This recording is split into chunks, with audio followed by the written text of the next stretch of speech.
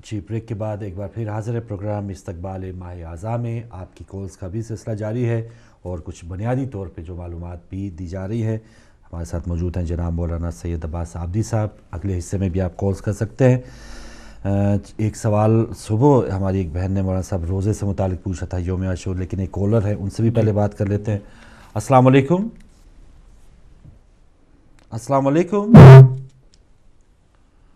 जी, आप बात कर सकते हैं, हमारे साथ हैं। चले आप दोबारा आइए, कॉल मिलाइए, शायद ब्रेक में जा चुके हैं। जी मौलाना साहब, सवाल ये है कि यौम आशूर के रोज़े की बहुत फजीलत बताई जाती है और कुछ लोग उससे कहते हैं कि शुक्राने के तौर पे हम रोज़े रखते हैं। इसकी क्या एक अहमियत है या इसको रखना चाहिए? जी, अगर कोई कॉलर हैं तो ले लेने। तो देखते हैं भाई साहब। जी कॉलर आ चुके हैं। अस्सलाम वालेकुम।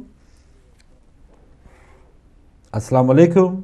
जी वालेकुम अस्सलाम सर, कैसे हैं? ठीक हैं अल्हम्दुलिल्लाह। हमारे साथ कौन, कहाँ से? जी, मैं इरफान बोल रहा हूँ बर्मिंघम से। जी इरफान साहब। सर मेरे दो तीन क्वेश्चन हैं। एक तो ये है कि जो यजीद हैं उनसे पहले अमीर माविया भी हैं। आया अमीर माविया ने भी इस मामले में काफी नुकसान पहुंचाया हजरत इमाम हुसैन के मामले में? और दूसरा ये था कि मैंने पहले भी ऑफिस में भी फोन किया था कि मैं अलामा साहब से बात करना चाहता था, वो अवेलेबल नहीं थे। क्योंकि हम लोगों का जो मातम का तरीक़ाकार है, हमें उस पर मुतफिक होना चाहिए। कम से कम जो हम लोग अपने आप को इतना ज्यादा तशद्दुद और इतना ज्यादा, जबकि हमारा ईरान में एक अच्छे तरीके और एहसन तरीके से हम मातम को कर सकते हैं, जिससे एक पढ़ा लिखा अंदाज हो, ना कि हम अपने आप को जख्मिया करें, आग के ऊपर करें, अपने आप को झुलसाएं, जिससे हम लोगों के सामने उस इतनी बड़ी हस्ती को एक अजीब तरीके से पेश कर रहे हैं कि उसके लिए कुरान खानी कर सकते हैं, मसीहा पढ़ सकते हैं, उसके लिए हम अफसोस कर सकते हैं, जिक्र अज़कार कर सकते हैं, जिससे बाकी लोग भी हमारी दावत में इकट्ठे हो सकते हैं। बजाय कि हम उसको 5 नमाजें मिस हो रही हैं हमारी, हम गलियों में खड़े हैं, हमारी पाकिस्तान में जैसे आपको पता है नंगे पाँव, गंदगी पाँव में लगी हुई है, बुरी हालत है। और ईरान में और दूसरे जगहों में बहुत ही सुलझे और एहसन तरीके से सारे मामलात हो रहे हैं। हम क्यों नहीं इसको अच्छे तरीके से करते? और दूसरा मैं ये भी पूछना चाह रहा हूँ कि हजरत अमीर माविया से पहले भी कुछ वाक़यात ऐसे हैं, जैसे हजरत उमर रज़ी अल्लाह तआला अन्हु का फातिमा के ऊपर हमला करना और ये वो करना, आया ये भी सारे वाक़यात हम उसको मंसूब कर लेते हैं, जिससे हमारी अदावत और सुन्नी लोगों से, दूसरे लोगों से बढ़ जाती है, जिससे हमें समझ में नहीं आ रही कि इस वक्त आप देखें कि हम कितने तन्हा हैं, वो मुसलमान भी और हम भी।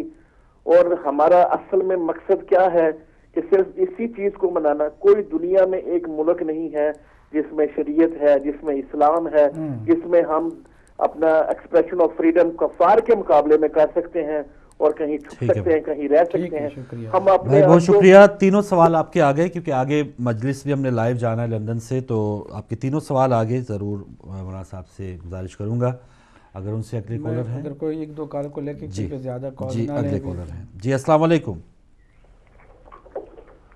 वालेकुम सलाम। जी बिस्मिल्लाह। भाई फारूक आब्दी साहब, आपको चांद रात की ताज़ियत और जुमला मोमिनात को। आपको मैं एक रुबाई पढ़ना चाहता हूँ, तो आप ही इजाज़त। जी बिस्मिल्लाह। अल्लाहुम्मा सल्ली अला मुहम्मद व आले मुहम्मद। सो के खंजर तले दुनिया को जगाने वाला, अल्लाहु अकबर।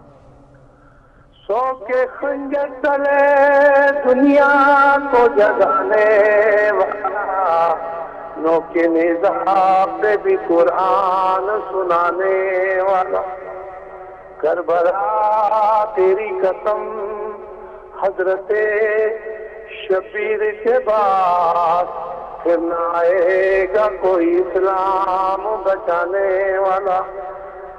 सलवात मकसूद निडार मोहम्मद व आले मोहम्मद। बहुत शुक्रिया डॉक्टर साहब।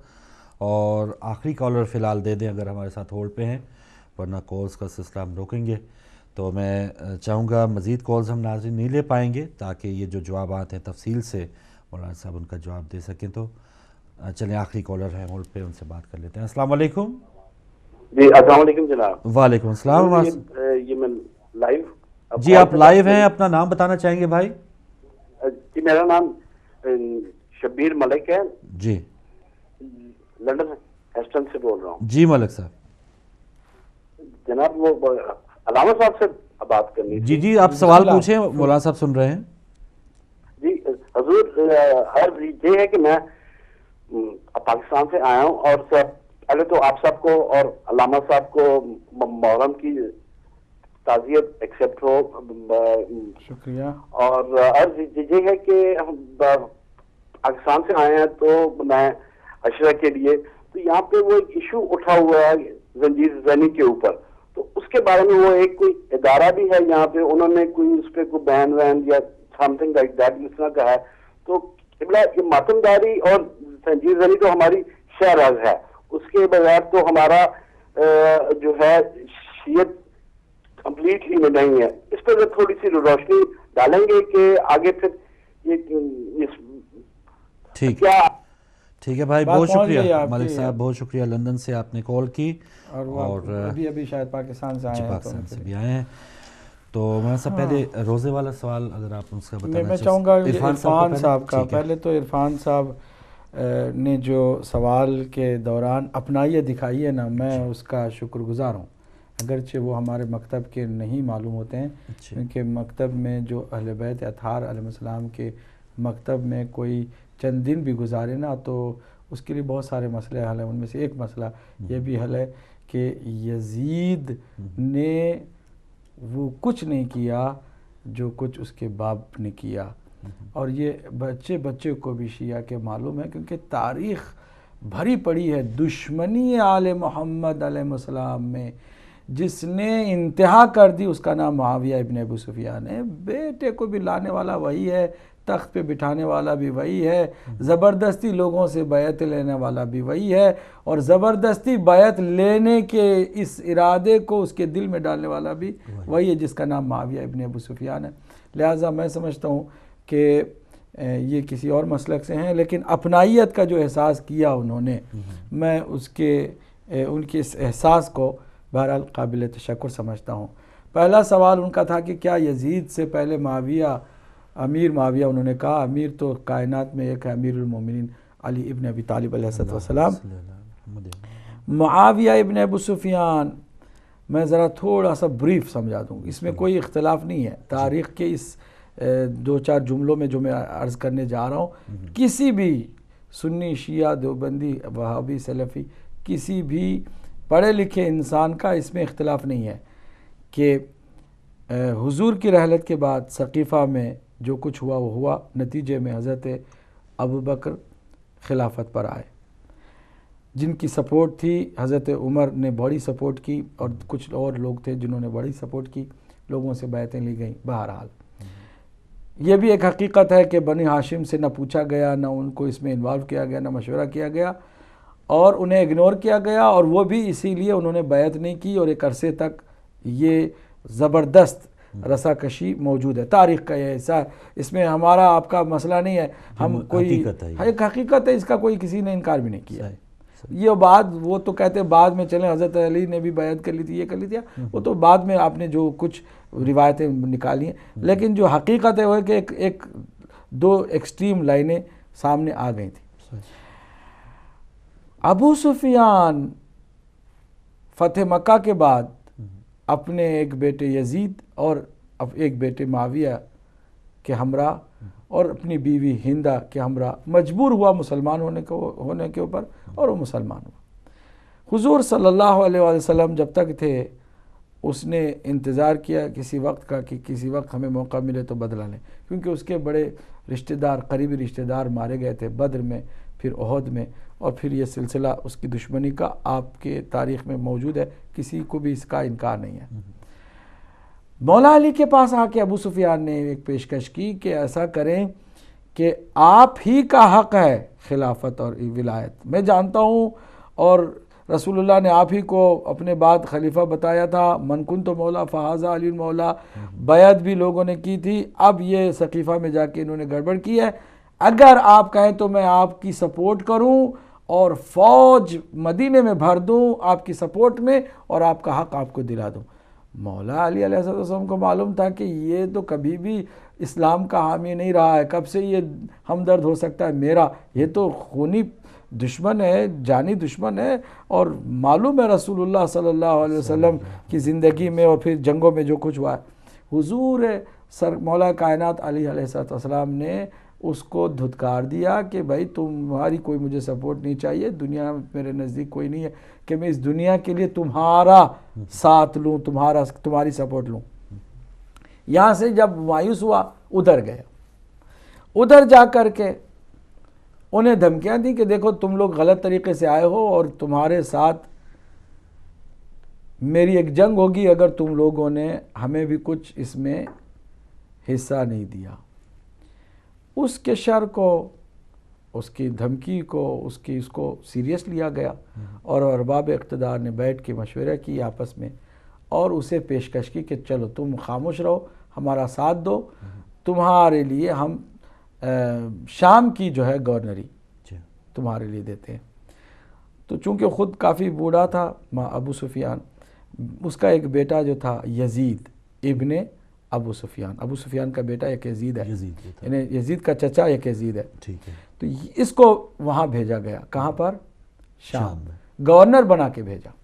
اس پر صحابہ نے بہت اعتراض کیا، احتجاج کیا کہ حضور نے تو سخت منع کیا کہ بنو امیہ کو حکومت نہیں ملنی چاہیے، اور آپ نے اٹھا کے اس کو حکومت دے دی ہے، وہ تو کسی بھی عہدے کے قابل نہیں ہے، حضور نے تو منع کیا کہ ان لوگوں کو کبھی عہدہ نہ ملے، یہ تو مجبوراً مسلمان ہوئے ہیں، ان کو طلقاء کہتے ہیں، فتح مکہ کے بعد جن کو اسیر کر کے چھوڑ دیا گیا نا، وہ طلقاء ہیں، یہ جن کو آزاد کیا ہے، ان کو کوئی حکومت نہیں ملنی چاہیے۔ لیکن آپ نے یہ کیا کیا؟ لوگوں کو چونکہ وہ دور کی بات تھی، سمجھا لیا گیا کہ چلو کوئی ایسی بات نہیں ہے۔ شام میں جناب یزید ابن ابو سفیان حاکم ہوا، کچھ دنوں کے بعد وہاں بیمار ہوا، وہ مر گیا، تو اب اس کی جگہ پر یزید ابن ابو سفیان ہی کے بیٹے معاویہ ابن ابو سفیان کو گورنر بنا کر کے بھیجا گیا۔ حضرت ابوبکر کے آخری دن تھے اور حضرت عمر کی یہ پیشکش تھی، اور حضرت عمر کی اس کوشش سے معاویہ اقتدار پر آیا، اور آپ کو معلوم ہے کہ معاویہ نے کیا کچھ نہیں کیا اسلام کے، رسول اسلام کے اور آل رسول کے خلاف، اور وہ ساری باتیں ہم دہرانا نہیں چاہتے، صرف اتنا بتانا چاہتے ہیں ہمارے اس بھائی کے ذہن کو اس بات کو سمجھانے کے لیے کہ آپ جائیں کتابوں میں پڑھیں۔ تو اسی یزید نے چونکہ دور تھا سینٹرل گورنمنٹ سے، مضبوط ملوکیت کا اس نے ماحول بنا لیا تھا، اب وہ بات نہیں رہ گئی کہ تقوی اور پرہیزگاری اور یہ وہ نہیں، عیاشی اور عیش و عشرت، نوش اور شراب اور یہ وہ، اندر سے سب کچھ، اور باہر ذرا دکھاوے کے لیے کچھ مذہب، اور باقی وہ زر ریشمی کپڑے اور تاخت و تاج اور وہ جو ہوتا ہے دنیا بھر میں، اسی انداز کو اپنایا گیا ملوکیت کی طرف۔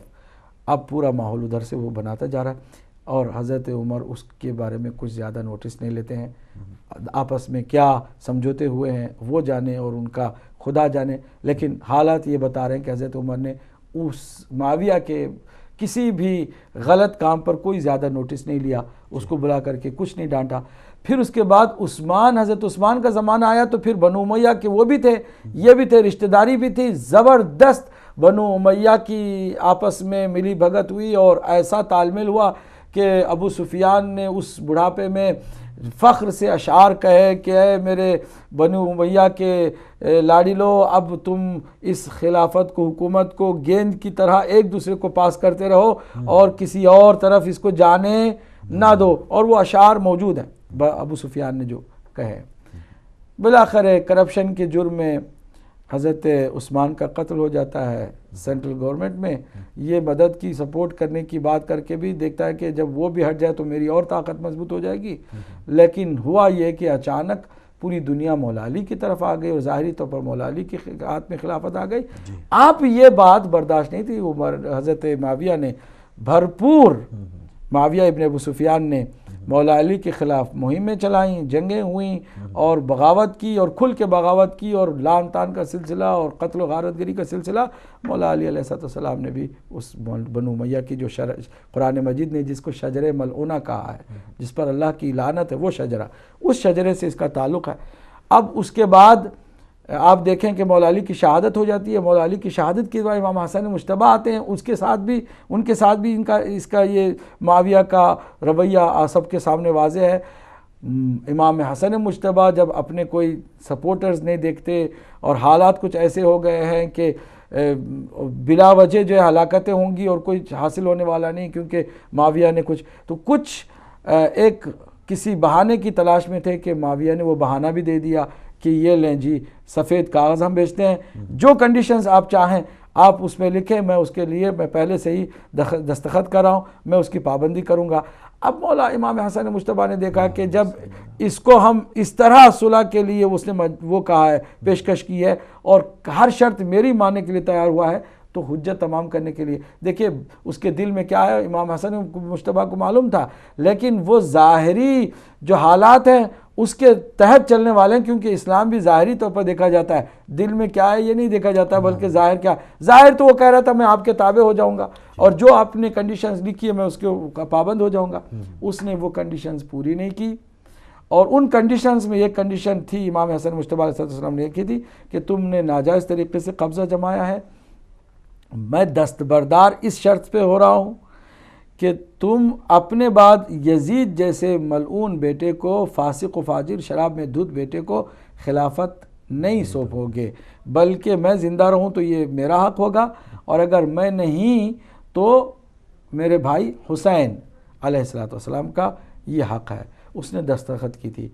اب آخری اپنے زمانے میں خود یزید کو لانے کے چکر میں، کیونکہ اس نے کوئی ایک شرط بھی پوری نہیں کی نا، یہ جتنے وکیل بنتے ہیں نا معاویہ کے، ان کی ایک بہت بڑی کمزوری یہ ہے کہ کسی بھی پروگرام میں ان کے کسی بھی اس میں جو ہے نا معاویہ نے جو شرطیں مانی تھیں اس کا ذکر وہ نہیں کرتے ہیں، کیونکہ ساری بات تو یہ ہے کہ آپ ایک عام کافر بھی وعدہ کرتا ہے تو وہ تو پورا کرتا ہے، کیونکہ یہ انسانیت کا تقاضا ہے۔ یہ تو حضور کی مسند پر آ کر بیٹھا ہوا ہے، بڑے بڑے دعوے کرتا ہے۔ اس نے جو شرطیں مانی تھیں ان شرطوں کا اس کے ساتھ کیا کیا ہے اس پر کوئی بات نہیں کرتا، نہ شرطوں کو لوگوں کو بتایا جاتا ہے کہ شرطیں کیا تھیں، اور پھر شرطوں کو پامال جو اس نے کیا اس کا کوئی ذکر کرتے ہیں۔ ان شرطوں میں سے ایک یزید کا بھی تھا مسئلہ کہ یزید کو خلافت نہیں ملے گی، وہ تخت پہ نہیں آئے گا۔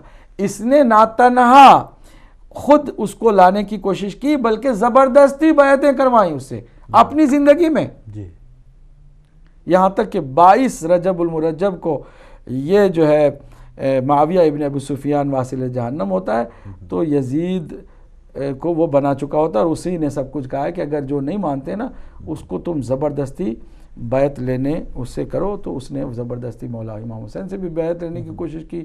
مولا حسین نے جواب دے دیا مثلی لا یبایع مثل یزید، مجھ جیسا یزید جیسے کہ کیسے بیعت کر سکتا ہے؟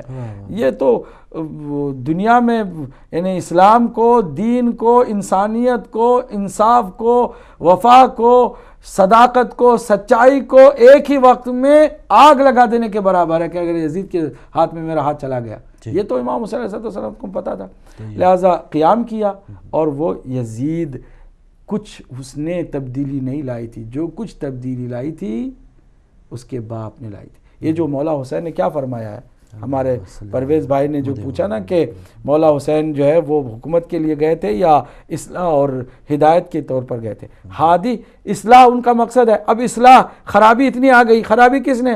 28 رجب کو یہ بیعت کا سوال مطالبہ لے کر جو ہے وہاں مدینے میں پہنچ جاتا ہے ولید، اور 22 رجب کو انتقال ہوتا ہے۔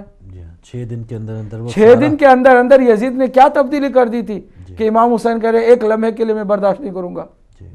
یہ حقیقت میں یزید کا انکار نہیں ہے، یزید تو ایک شخص ہے، وہ مہرہ ہے، اس پورے سسٹم کا انکار ہے کہ جو یزید سے پہلے خراب ہو چکا تھا، اس کا انکار ہے۔ جی اچھا، وہ بھائی کہہ رہے تھی جیسے سسٹم آپ نے ارشاد فرمایا تاریخ کا، وہ کہتے ہیں اس سے دوریاں پیدا ہوتی ہیں، اس سے کچھ لوگ ناراض ہوتے ہیں۔ دیکھیے غلط فہمیاں دور ہوتی ہیں۔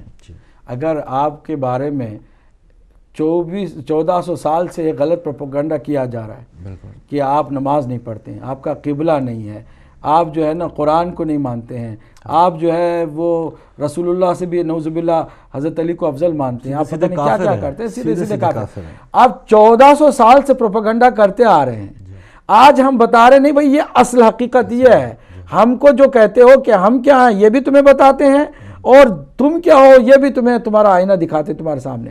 اگر ایک طرفہ لگاتار پروپیگنڈا تھا تو کسی کو کوئی پرابلم نہیں تھی۔ آج ہم دوسرے جو رخ کو دکھا رہے ہیں، دوسری تصویر دکھا رہے ہیں، تو آپ کو خوش ہونا چاہیے کہ اس سے غلط فہمیاں ہوتی تھیں۔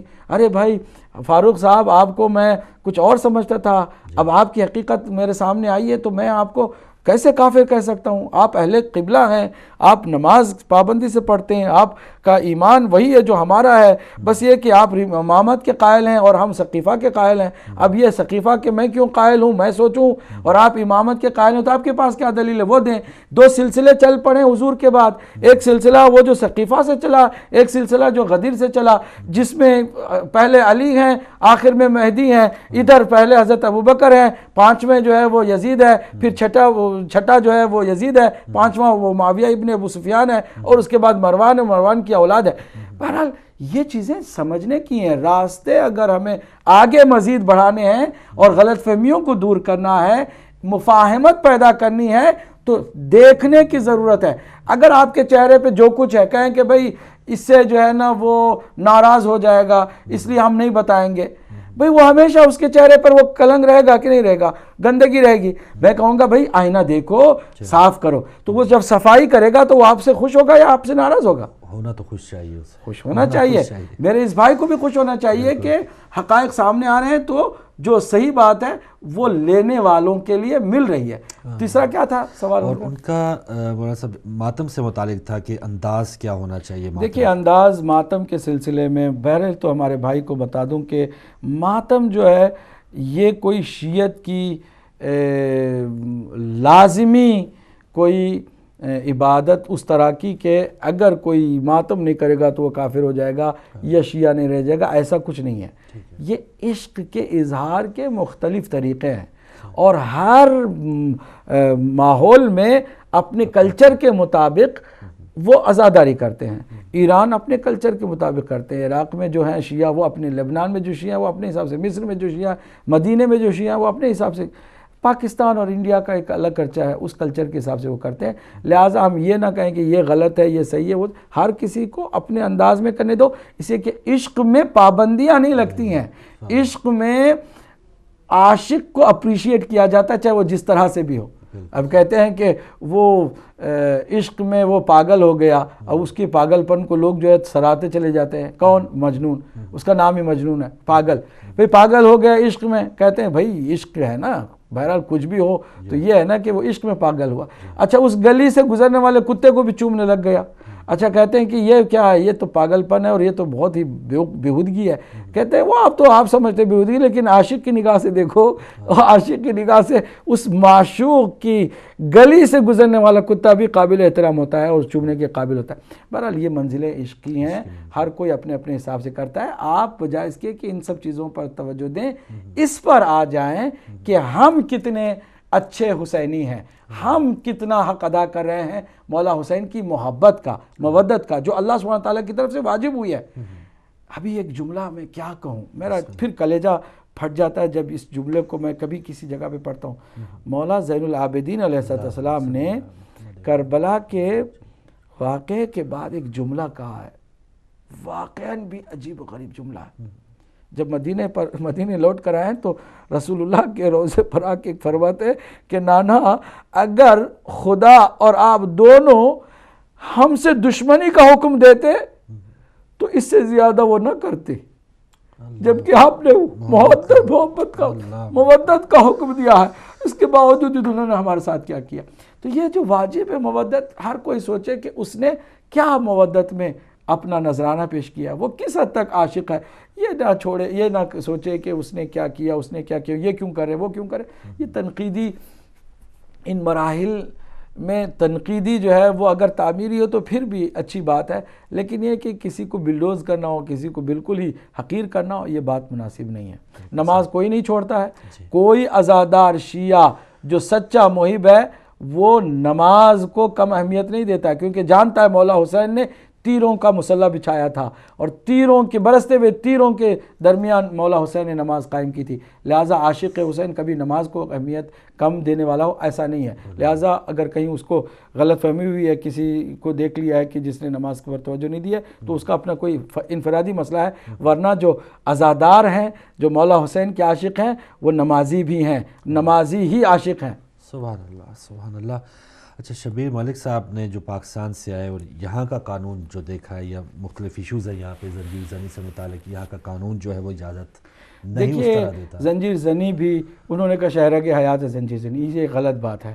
زنجیر زنی, قمع زنی, خون نکالنا, یہ ایک خاص چند لوگوں کا عمل ہے, ان کا اپنا ذاتی عمل ہے. اس شیعہ ہونے کے لیے ایسا کچھ کرنے کی ضرورت نہیں ہے. بہت سارے لوگ اس لیے بھی کہتے ہیں ہم نے تو سارا اسٹڈی کیا, بہترین مذہب, منطقی لاجیکل شیعہ ہے, لیکن ہم اس لیے نہیں بنتے کہ ہمیں پھر ماتم کرنا پڑے گا اور وہ زنجیر مارنی پڑے گی. نہیں, ایسا کچھ نہیں ہے. بہت نہیں, ہزاروں لاکھوں ایسے شیعہ ہیں کہ جو اچھے شیعہ بھی ہیں اور متدین بھی ہیں اور عاشق بھی ہیں, محب بھی ہیں, اور انہوں نے زندگی میں کبھی زنجیر نہیں ماری ہے. تو کیا ہم ان کو شیعت سے نکال دیں گے؟ ایسا نہیں ہے.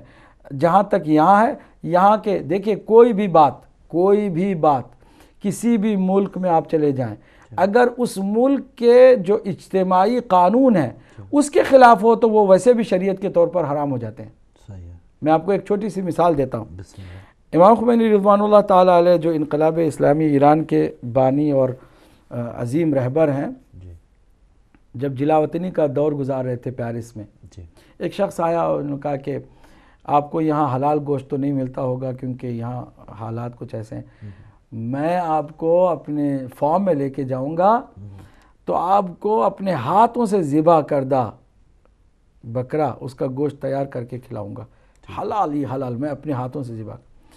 تو اس مرد بزرگ نے سوال کیا کہ کیا اس ملک میں اس کی اجازت ہے کہ تم خود سے ذبح کرو؟ کہا نہیں, اس کی تو اجازت نہیں ہے. پھر کہا کہ حلال کیسے ہو گیا؟ یہ تو حلال نہیں ہوا میرے لیے کہ تم قانون, اپنے ملک کے قانون کو توڑ کر کے مجھے جو ہے وہ کوئی چیز حلال سمجھ کے کھلا رہے ہو, ایسا تو نہیں ہے. تو جب ذبح کرنا اگر کسی جگہ پہ منع ہے اور آپ نے کیا تو وہ حلال نہیں ہے, تو زنجیر زنی آپ کے لیے کیسے ہوگی اگر اس قانون اس ملک میں منع ہے, اور خاص کر کے بچے جو 18 ایئر سے چھوٹے ہیں ان کے لیے تو بہرحال اس ملک میں جو ہے اس کی اجازت نہیں ہے. تو بہرحال یہ کہ آپ کو بہت ساری چیزیں سوچ کے چلنی ہیں, خالی ایک چیز کو آپ سوچ کر دوسری چیزوں کو نظر انداز کر دیں گے, یہ بالکل مناسب نہیں ہوگا. بالکل صحیح. اچھا وہی سوال جو ہماری بہن کا تھا مولانا صاحب, روزے سے متعلق کہ کچھ لوگ جو ہیں یوم عاشور کو روزہ رکھنا فرض سمجھتے ہیں, شکرانے کے طور پہ رکھتے ہیں, تو اس حوالے سے شیعت میں کیا ہوگا؟ گزارش یہ ہے, میں چاہوں گا میری اس بہن کے ساتھ جتنے بھی ہمارے دیکھنے سننے والے ہیں اس جواب کو اچھی طرح سے اپنے دل و دماغ میں بٹھا لیں اور ضرور چیک کیا کریں. جب میں کوئی بات کرتا ہوں نا تو اسے چیک بھی کریں, ڈبل چیک کریں مطمئن ہونے کے لیے. میں یہ چیلنج سے کہہ رہا ہوں, اور اس چیلنج کو دلیل کے بغیر نہیں کہتا ہوں, کوئی بھی بات بغیر دلیل کے ہم کہتے بھی نہیں ہیں, کہ اب بنو امیہ کا کہ بہت سارے خرافی باتیں اور بہت ساری غلط باتیں, انحرافی باتیں, گمراہ کن باتیں ہیں موجود. ان میں سے ایک بات یہ بھی ہے کہ عاشورہ کے دن کو روزہ انہوں نے بتایا ہے, اور اس کے لیے جھوٹی جعلی حدیثیں بنائی کہ حضور بھی روزہ رکھتے تھے اور تاکید کرتے تھے, صحابہ کے لیے بھی کہتے تھے کہ روزہ رکھیں. ایسی کوئی بات نہیں ہے. اصل میں 18 ذی الحجہ کی جتنی فضیلتیں ہیں نا, کہ 18 ذی الحجہ کو حضرت آدم کی توبہ قبول ہوئی, حضرت نوح کی کشتی کو سہارا ملا, حضرت ابراہیم کی آگ نمرود کی آگ جو ہے گلزار ہو گئی, حضرت یونس کو ماہی مچھلی کے پیٹ سے باہر نکلنے کی اور نجات پانے کی اللہ کی جانب سے وہ ملی, مہلت ملی, اور حضرت موسیٰ کو کامیابی ملی جادوگروں پر, حضرت عیسیٰ کو جو ہے وہ بلندیاں ملی. یہ ساری جتنے فضائل ہیں نا وہ ہیں 18 ذی الحجہ کے, جو تمام انبیاء کی خوشیوں کا دن ہے. کیا کیا انہوں نے؟ خوشیوں کا جو دن تھا 18 ذی الحجہ, 18 ذی الحجہ کو بھلانے کے لیے, کیونکہ غدیر ہے اس کے ساتھ, ٹھیک, اس کو انہوں نے شفٹ کر دیا 10 محرم کے دن, اور وہ لکھ دیا عاشورہ میں یہ سب کچھ ہوا. عاشورہ کے دن محرم کے 10ویں دن، جبکہ وہ 18 ذی الحجہ کی فضیلتیں تھیں۔ انہوں نے ڈیٹ چینج کر کے کوشش کی کہ غم حسین کا نہ ہو بلکہ خوشیاں منائی جائیں۔ اب اس سلسلے میں ہمارے پاس کیا دلیلیں ہیں؟ بہت ساری دلیلیں ہیں۔ ان دلیلوں میں سے پہلے جو بات اہل بیت اطہار نے بتائی ہے وہ کلیئرلی بتاؤں کہ امام جعفر صادق علیہ السلام کی خدمت میں آ کر کے ایک صحابی نے پوچھا شاگرد نے کہ یا ابن رسول اللہ، ہمارے جو دوسرے بھائی ہیں اہل سنت وہ روزہ رکھتے ہیں عاشورہ کے دن اور کہتے ہیں رسول اللہ نے بھی رکھا تھا اور یہ بہت عظیم دن ہے۔ فرمایا کہ یہ بات بالکل غلط ہے، یہ بنو امیہ آل امیہ کی بدعتوں میں سے ایک بدعت ہے۔ ان آل امیہ ومن عانہم علی قتل الحسین من اہل شام، شامیوں میں جتنے بھی تھے جو امیہ کے سپورٹر تھے، یزیدی سپورٹر تھے، انہوں نے نظر کی تھی کہ اگر امام حسین نعوذ باللہ ان کے خیال میں کہ جو خروج کر گئے ہیں اپنے وقت کے خلیفہ کے خلاف، اگر ان کا قتل ہو جائے گا تو آل ابو سفیان کے گھر میں خلافت محفوظ رہ جائے گی، اور اگر ایسا ہوا تو ہم شکرانے کے طور پر روزہ رکھیں گے اس دن۔ تو عاشورہ کے دن جب ان کو خبر ملی کہ امام حسین علیہ السلام کی شہادت ہو گئی ہے تو شکرانے کے طور پر انہوں نے روزہ رکھا، اور اس بات کو انہوں نے تمام شہروں میں پھیلایا، یہاں تک کہ اب جو پاکستان میں اور ہندوستان میں بھی جو اہل سنت کے ہمارے بھائی بہن ہیں، نیتیں ان کی بری نہیں ہیں، وہ شکرانہ سمجھ کے وہ روزہ رکھتے ہیں، جبکہ یہ روزہ رسول اللہ کے زمانے میں کبھی نہیں تھا اور نہ کسی زمانے میں تھا، یہ بنو امیہ کی ایجاد ہے۔ اور اگر مزید کوئی کہے کہ نہیں بھئی ہم تو جناب بخاری سے سننا چاہتے ہیں، کوئی ایسی بات جو بخاری سے ہمیں پتہ چلے، آپ کی خدمت میں بخاری صحیح بخاری جلد 2 صفحہ نمبر 226 میں جو روایت ہے وہ آپ کی خدمت میں سناتا ہوں۔ کہتے ہیں کہ عبداللہ ابن عمر، حضرت عمر کے فرزند ہے عبداللہ ابن عمر، حضرت عبداللہ ابن عمر کی روایتیں بہت زیادہ ہیں، اہل سنت کے یہاں بہت معتبر مانتے ہیں اور بہت اس کی جو ہے نا قدر و قیمت بھی ہے۔ ان سے نقل کرتے ہیں صحیح بخاری میں امام بخاری کیا کہ صام النبی صلی اللہ علیہ وسلم، انہوں نے لکھا وآلہ وسلم ہے، عاشورہ کے دن حضور روزہ رکھتے تھے، وَأَمَرَ بِصِيَامِهِ، اور لوگوں کو بھی کہتے تھے کہ روزہ رکھو، لیکن جیسے ہی ماہ رمضان کے روزے فرض ہوئے فَلَمَّا فُرِضَ رمضان تُرِکَ یا ترک رسول اللہ نے عاشورہ کے روزے کو ترک کر دیا، کہا کہ نہیں اب عاشورہ کے دن روزہ نہیں رکھا جائے گا، کیونکہ واجب روزہ جو تھا آ گیا ہے وہ رمضان کا، تو واجب رمضان کے روزے جب آ گئے تو حضور نے عاشورہ کے روزے کو کینسل کیا۔ یہ کون کہہ رہے ہیں؟ عبداللہ ابن عمر۔ پھر امام بخاری کہتے ہیں وَكَانَ عَبْدُاللَّهُ لَا يَصُومُهُ، خود عبداللہ ابن عمر نے اپنی زندگی میں کبھی عاشورہ کا روزہ نہیں رکھا، یہ کہہ کے کہ حضور نے منع کیا ہے نہیں رکھنا ہے، رمضان کے روزے آ گئے اب نہیں رکھنا ہے۔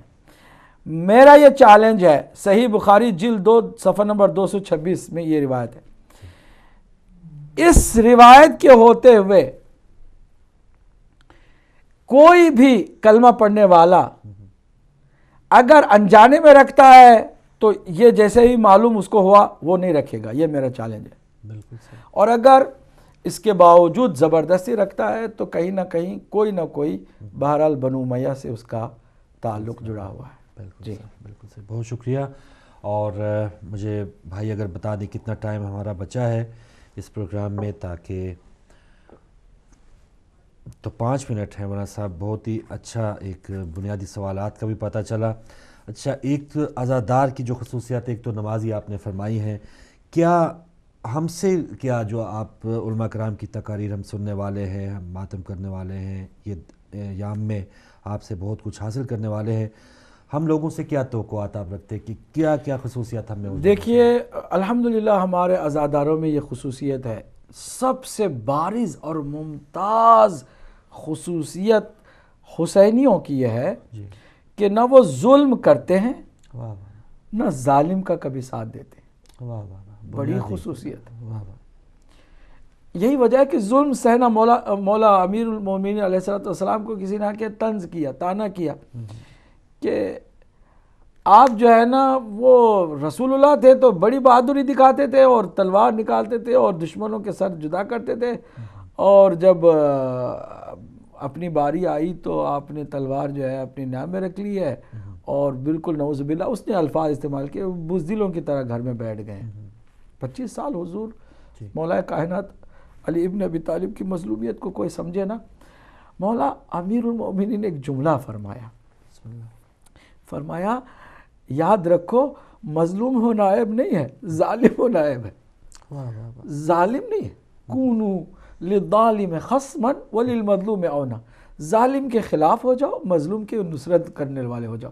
آج اگر شیعہ ظلم کو برداشت کر کے اسی طرح کا کوئی دہشت گردانہ حملہ نہیں کرتے تو اس کی وجہ یہ ہے، سبحان اللہ، دیکھیں بھائی، اگر آپ کے کسی بھائی کو کسی نے قتل کیا اور وہ بھاگ گیا، آپ کو قاتل کا بھائی مل گیا،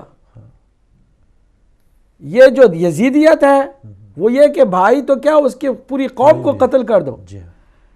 لیکن مولا حسین کا ماننے والا عزادار ہے، وہ کہتا ہے نہیں، میں اگر کوئی قاتل ملے تو ٹھیک ہے، اس سے انتقام لینے کا حق مجھے حاصل ہے، لیکن اس کا بھائی بھی ہوگا نا، سگا بھائی، میں اسے نہیں ماروں گا، اس لیے کہ ظالم ہمیں نہیں بننا ہے، ہم اس جیسا نہیں بنیں گے۔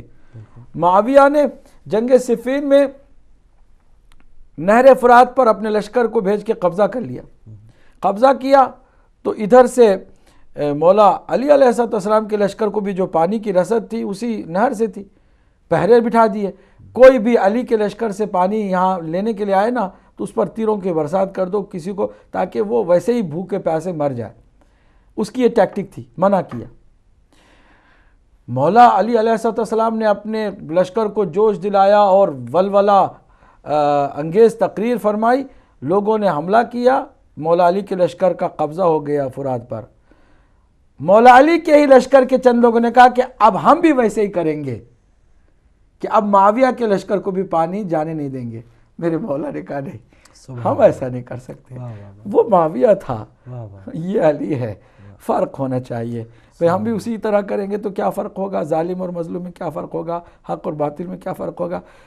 معاویہ کے لشکر کو پانی بھی جائے گا، ان کے جانوروں کو بھی پانی جائے گا۔